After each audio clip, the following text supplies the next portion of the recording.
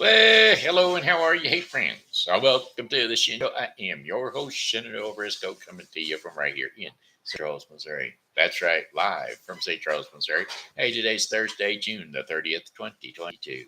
Got a happy birthday shout out going out to Bromwyn Corbett or Tony Corbett, depending on which one it is, he or she, one of the two.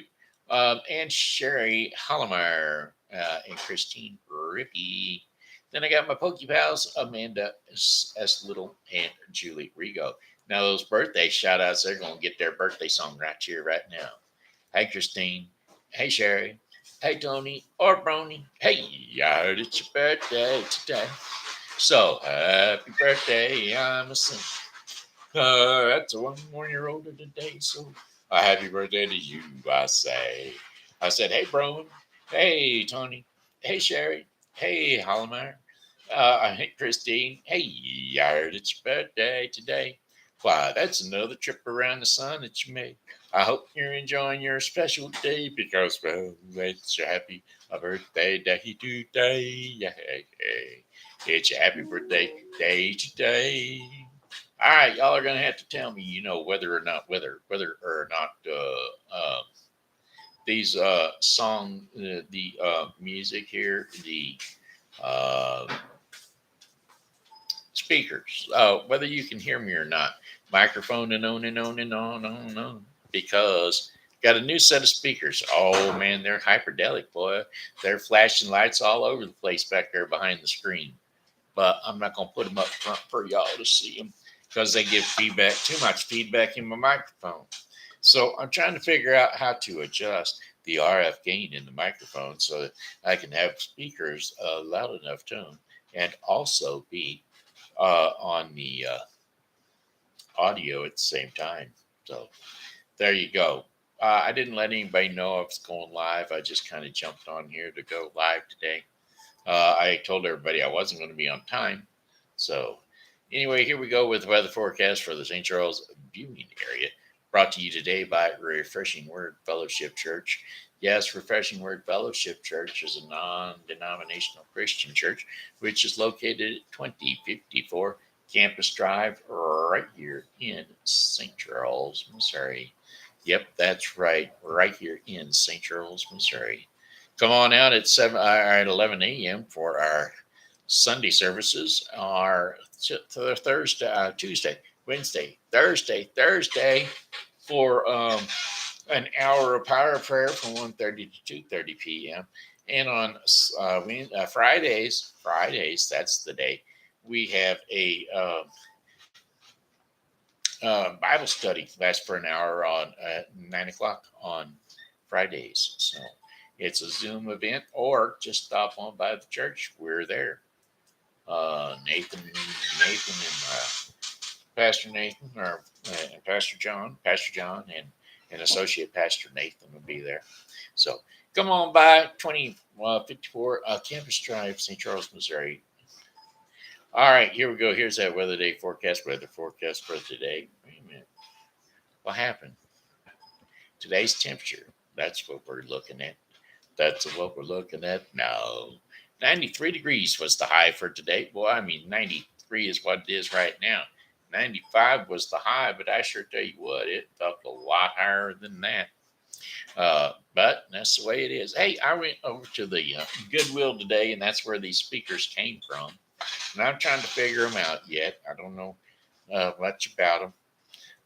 But anyway, JJ, she told me that she wouldn't have bought them because they was cheap looking, but they seem to be all right. But they do have a 14-day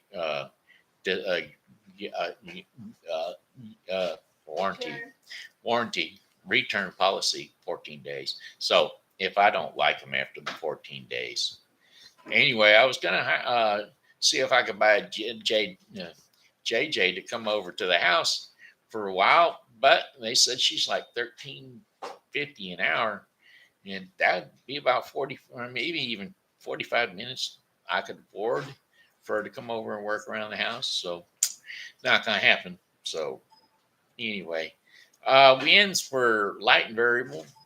probably around 6 to 7 degrees out of the westward direction, south to southwest, that is. And here for the weather for the remainder of the day, clear to partly cloudy skies overnight with low temperatures of 71 degrees Fahrenheit. Winds will be south to southwest at 5 to 10 miles per hour. And then for Friday, uh, July the 1st, partly cloudy skies with high temperatures of, a stray shower here and there. High temperatures of 95 degrees Fahrenheit. Winds will be west at 5 to 10 miles per hour. Few clouds from time to time. Stray shower or thunderstorm is possible overnight. Low temperatures of 70 degrees Fahrenheit. Winds will be north to northwest at 5 to 10 miles per hour. And then for Saturday, July the 2nd, partly cloudy skies early, followed by increasing clouds with showers developing later in the day. High temperatures of 88 degrees Fahrenheit with winds northeast at 5 to 10 miles per hour. Chances of rain 60%. Considerable cloudiness with occasional rain showers. Low temperatures of 68 degrees Fahrenheit. Winds east to northeast at 5 to 10 miles per hour. Chances of rain 50%. Sunday, July the 3rd, partly cloudy skies with high temperature. Partly cloudy skies with some stray showers or thunderstorms. It's quite possible again, around 90 degrees Fahrenheit with winds southeast to 5 to 10 miles per hour. Partly to cloudy skies overnight with low temperatures of 71 degrees Fahrenheit. And then Monday, July the 4th. That's right, July the 4th. Partly cloudy skies with a stray shower or thunderstorm possible. High temperatures of 95 degrees Fahrenheit. Winds will be south at 5 to 10 miles per hour. Some clouds early will give way to generally clear conditions overnight. Low winds 76 degrees Fahrenheit. Winds are going to be south at 5. Low temperatures of 76 degrees Fahrenheit. Winds are going to be south at 5 to 10 miles per hour. And then for our fifth and final day of our 5-day forecast will be July the 5th. July the 5th, sunny skies along with a few clouds. Stray shower or thunderstorm is possible. High temperatures of 98 degrees Fahrenheit. Winds southwest at 5 to 10 miles per hour. Mostly clear skies overnight. Low temperatures of 76 degrees Fahrenheit. Winds south to southwest at 5 to 10 miles per hour. And that, my friends, is your 5-day forecast for the St. Charles viewing area. Did you look in the back of your van out there where you put the battery charger? Yeah, I did, but I'm going to look. Oh, of course, that wouldn't have made no sense. You took the battery charger off, then you put it in the back of the van, then you moved the van. So you'd have had the keys after. Yeah. So they weren't there. I found something here. It's just got to be church or my Timer. yeah pedometer type thing. Anyway, what's I going to say? Yeah, they got to be either at church. Yeah, I lost them at Goodwill. Maybe at Goodwill, but probably at church. Did you leave a number with Goodwill in case they call Anyway, it? no, I didn't leave a number. I mean, I could always call back tomorrow or whatever. Anyway, hey, if y'all are get up there towards Walmart, Goodwill, on West Clay, right there in there by where Aldi's used to be. Well, right there, that Goodwill there, next door to Cecil Whitaker's Pizza, wherever it used to be. Anyway, we're looking for a set of keys that got lost. We don't know if they're there or if they're at the church or where they are. So whatever. All right. Hey, how about Daily Bread Report? Oh, yeah, we got to tell some more story. We're on chapter 6 already of not the magic pitch. The magic picture. Chapter 6. Was it 6 or 7?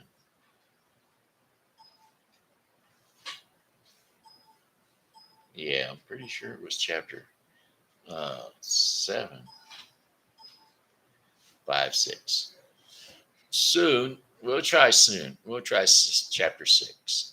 The Magic Picture, chapter 6. Soon Sabadata could not sleep for thinking of the wife and the children he had deserted.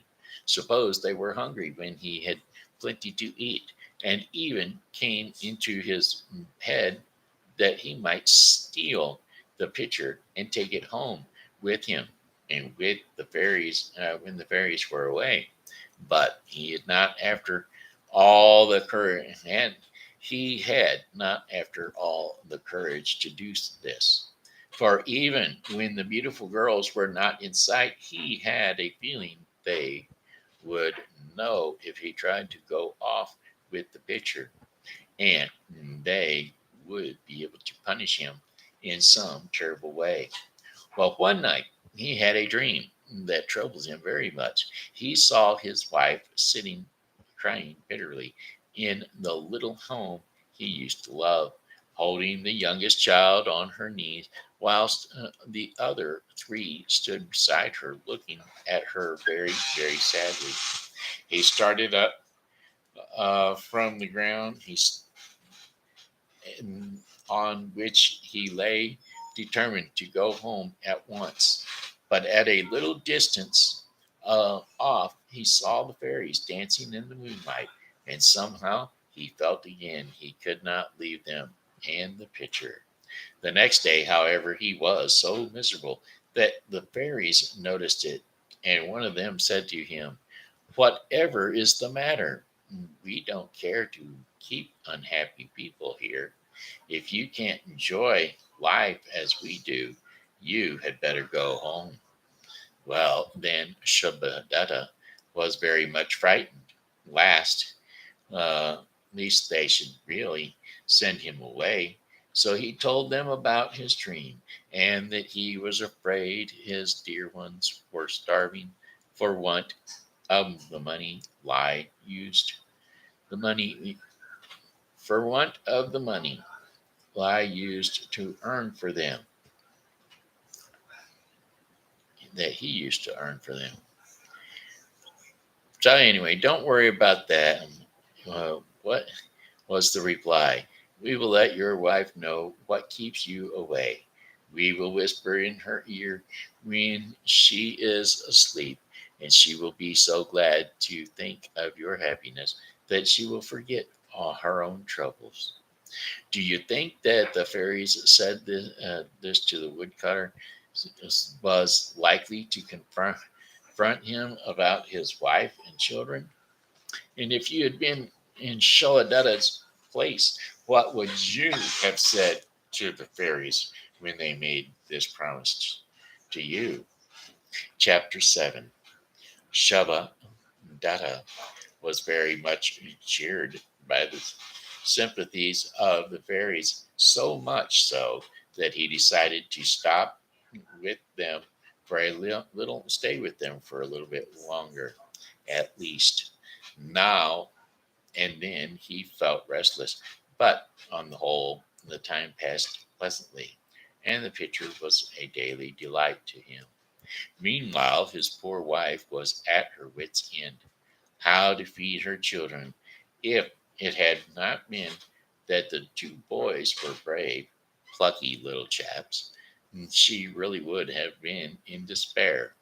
When their father did not come back and their efforts to find him were in vain, these boys set to work to help their mother. They could not cut down trees, but they could climb them and chop off small branches with their axes, and they did, making up bundles of faggots and selling them to their neighbors. These neighbors were touched by the courage they showed, and not only paid them well for the wood, but often gave them milk and rice and other little things to help them. In time, they actually got used to being without Sholadata, and the little girls nearly forgot all about him. Little did they dream of the change that was soon to come in their lives. Was it good or a bad thing for the boys that their father did not come back? And if you think of it, it was a good thing. Will you explain why? And if it was a bad thing, why you think it was? If you think it was a good thing, explain why. If you think it was a bad thing, explain why too. So there we go. Chapter 8. Chapter 8. A month passed peacefully away in the depth of the forest. Shava Dada awaited on the fairies and becoming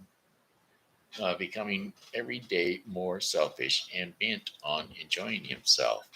Then he had another dream in which he saw his wife and children in the old home with plenty of food and evidently so happy him without him that he felt quite determined to go and show them he was still alive. When he woke, he said to the fairies, I will not stop with you any longer. It's got to be stay. I will not stay with you any longer. I have to go. I had a good time here, but I am tired of this life away from my own people.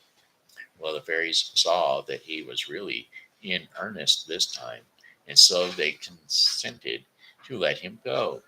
But they were kind hearted people and felt they ought to pay him in some way for all he had done for them. They consulted together, and then one of them told him they wished to make him a present before he went away, and they would give him whatever he had asked for. What do you think it was that made Shah Dada determined to go home when he found his wife and children could do without him?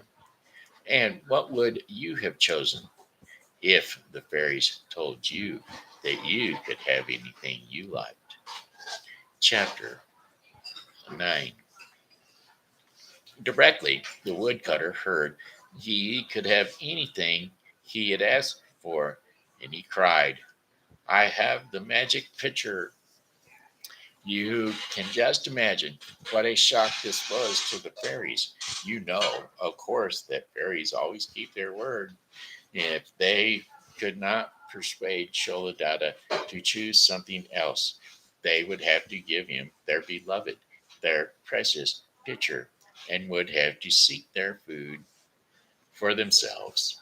They all tried all they could to persuade the woodcutter to choose something else. They took him to their own secret, no, treasure's house, treasure house in an old tree with a hollow trunk, even the entrance to which no mortal had even or had ever been.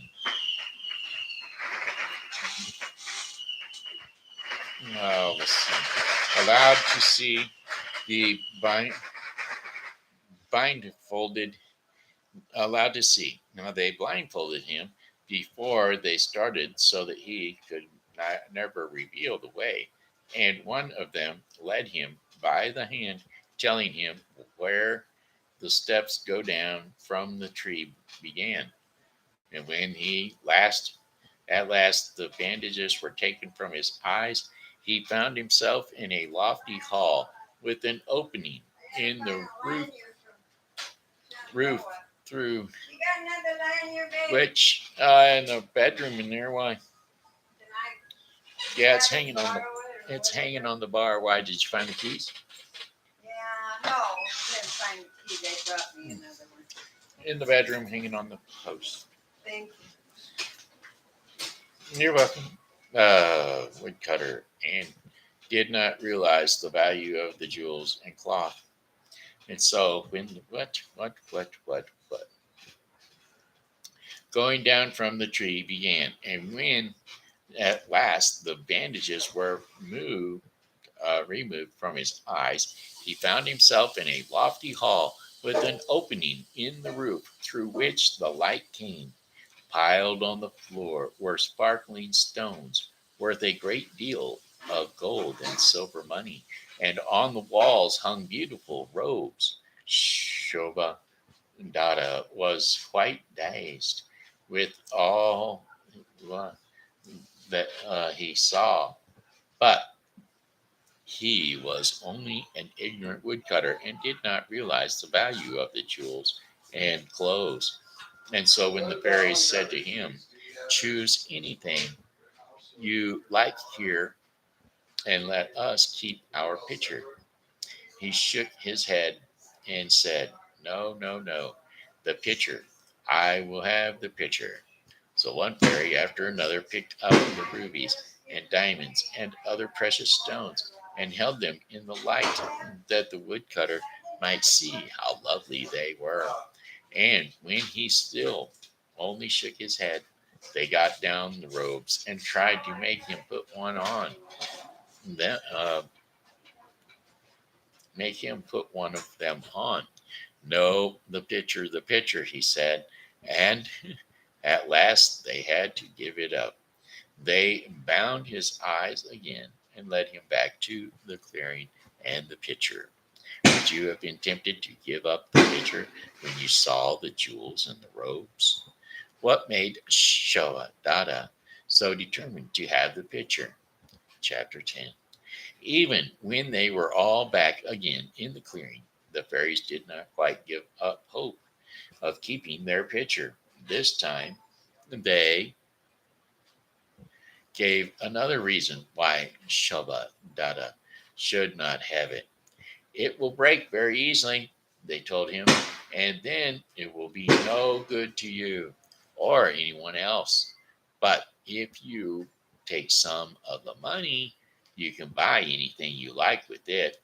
And if you take some of the jewels, you can sell them for lots of money." "No, no, no," cried the woodcutter. "The pitcher, the pitcher. I will have the pitcher."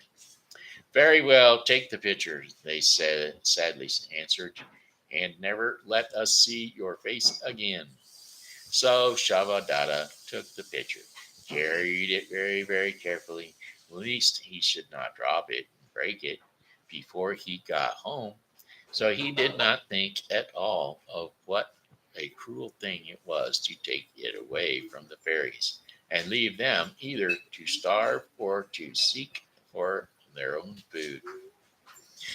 The poor fairies watched him till he was out of sight, and then they began to weep and wring their hands. He he might at least have waited whilst we got some food out for a few days, one of them said. "He was too selfish to think of that," said another. "Come, let us all forget all about him and go and look for some fruit." And so they all left, all crying, and went away hand in hand. Fairies do not want very much to eat.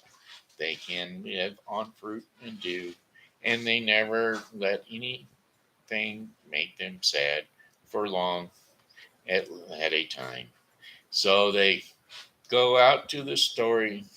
Yeah, they go out of the story now, but you need not be unhappy about them because you may be very sure that they got no real harm from their generosity to Shaba Dada and letting him take the pitcher. Okay, hey, we're going to quit here. We got two questions more. Do you think the woodcutter was wrong to ask for the pitcher? And what would have been the best thing for Shohava Dada to ask for if he had decided to let the fairies keep their pitcher? Okay, we're going to stop there. Tomorrow we will be reading chapter 11. Wait a minute. When did we read chapter 10? I guess that was chapter 10. Okay, well, tomorrow we'll be reading chapter 11. Okie doke. Hey, that looks like the time for the daily bread portion of the program. Daily bread portion of the program is going to be brought to you today by the Bible with Briscoe 2022. The Bible with Briscoe 2022 is daily reading of the Bible to be completed within 1 year. Today's reading in the Bible with Briscoe 2022 will be Job 17 through 19, and Acts 10, 1 through 23. So don't forget to tune into the Bible with Briscoe 2022 for your daily reading of the Bible. Alrighty then, hey, give God my work. Giving God my work is today's devotion, and today's scriptures and insights for giving God my work will be Colossians 3:22 through 25. That's right, Colossians 3:22 through 25. Slaves, obey your earthly masters in everything, and do it not only when their eye is on you and to curry their favor, but with sincerity of heart and reverence for the Lord. Whenever you do work in whatever you do, work at it with all your heart, as work for the Lord, not for human masters, since you know that you will receive an inheritance from the Lord as a reward. It is the Lord Christ you are serving. Anyone who does wrong will be repaid for their wrongs, and there is no favoritism. And that was Colossians 3:22 through 25. Giving God my work. All right, that was the daily bread portion of the program, which concludes the Bible with Briscoe 2022 for today. I've got a song to sing. I'm going to sing it. Well, goodbye, my friends. It's a time to go.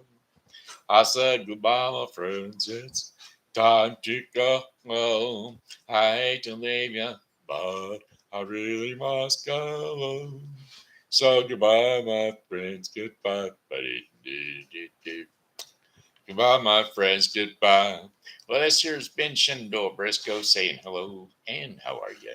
Thanks for tuning in to the Shen Show. And as always, you know, God loves you and so do I. So come back and see me tomorrow because, well, God willing, I'll be here. And I hope that you are too. There. I hope it sounded okay.